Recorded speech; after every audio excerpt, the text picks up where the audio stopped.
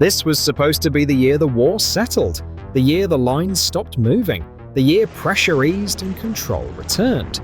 Instead, this has become Russia's worst year of the war so far. Not because everything collapsed at once, but because nothing recovered. And the most dangerous part is this: the year isn't over. Earlier years of the war were brutal, but predictable. Momentum swung back and forth. Front lines shifted. Losses were heavy, but absorbed. This year broke that rhythm. There were no decisive pauses, no real resets, no clean transitions. Instead, the war entered a phase of continuous stress, and wars don't survive stress without recovery. On the surface, Russia's war machine still looks active. Troops deploy, artillery fires, defensive lines still exist, but activity is not effectiveness. Across the battlefield, systems are still functioning, just not together. Logistics lag behind operations. Command reacts instead of anticipates. Units adapt unevenly, if at all. This isn't collapse, it's drag. And drag compounds over time.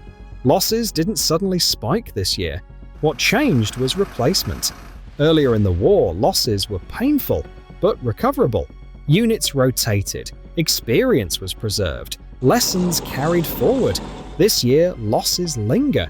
Veteran knowledge disappears faster than it's replaced.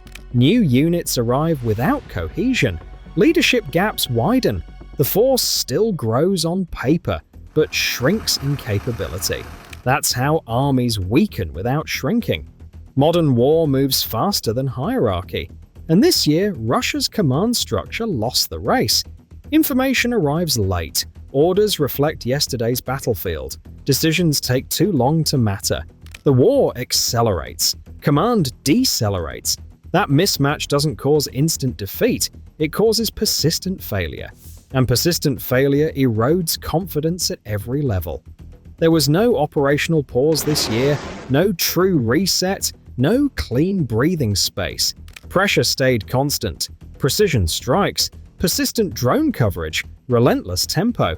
Ukraine didn't need overwhelming force, they just denied recovery.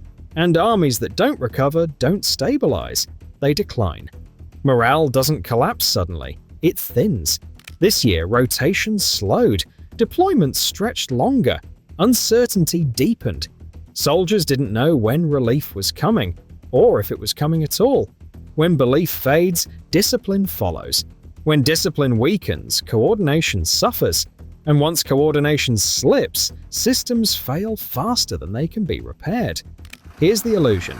The front line still exists. Maps still show control. Positions are still manned. But the strength behind those lines is thinner than ever. Units hold because they're ordered to, not because they believe the line will hold. That difference matters more than territory, because belief is what turns positions into defenses. This isn't a problem numbers can fix. More troops don't restore trust. More equipment doesn't fix coordination. More orders don't speed up decisions. Systemic decline takes time to reverse, and time is exactly what pressure removes. Once erosion begins, stopping it requires rest, reform, and recalibration, none of which are available mid-war. This year didn't end the war, but it changed its direction. The balance shifted away from momentum toward endurance.